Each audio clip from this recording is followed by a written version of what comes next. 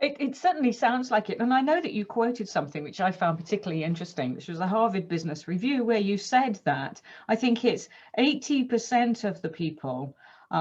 So you made some sort of statement about the fact that they'd expected to be able to get promoted, say, their first primary or major position, say, by the age of 30, but that actually for the quite a significant percentage of them, training didn't take place until they were age 42. That seems like astonishing, really. Right. I read that quote from the Harvard Business Review, which says the average age someone gets promoted is age 30. The average age they could receive their first leadership promotion is 42. When I read that, I'd only been niching within this for the past year, but I read that about 9 months ago. And I went, this is actually a huge problem. And it's really the status quo, right? So I have a really funny friend. Her name's Alicia, and she says, people aren't that smart. She's like, we put a man on the moon in 1979, whatever it was, in the 70s, we put a man on the moon. We didn't put wheels on luggage until 1994 or something like that. Like we just do things because we've always done them. And really the status quo is, I think, a huge issue. But when I saw that stat, I went, oh my gosh, there's a lot of executive training for people in the C-suite.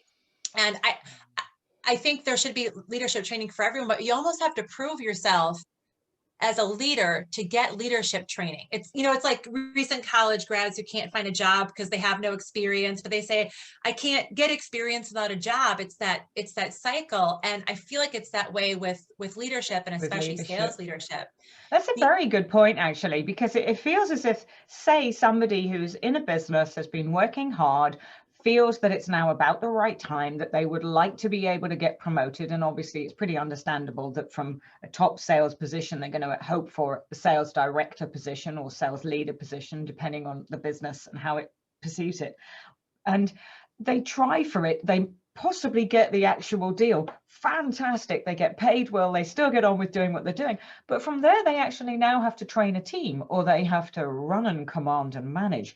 These are quite different skills than they may potentially have been doing, however top-notch they were as a salesperson. Why do we not realize that that is going to potentially need some help?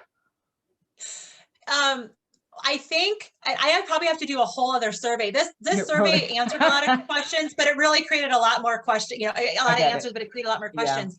Yeah. I love the sales world because salespeople are positive. They are friendly, right? They're persistent. And we take the top salespeople and put them into sales leadership. So 75 or 78%, I'd have to whatever, but most of the people, the sales leaders said that they were in the top 25% of the sales force.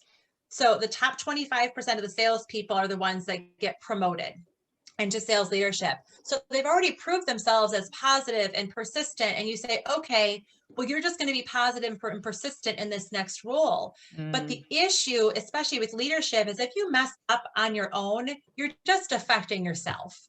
But when you mess up as a sales leader, you're really affecting your team of, 5 to 10. Maybe you actually have a bigger team than that.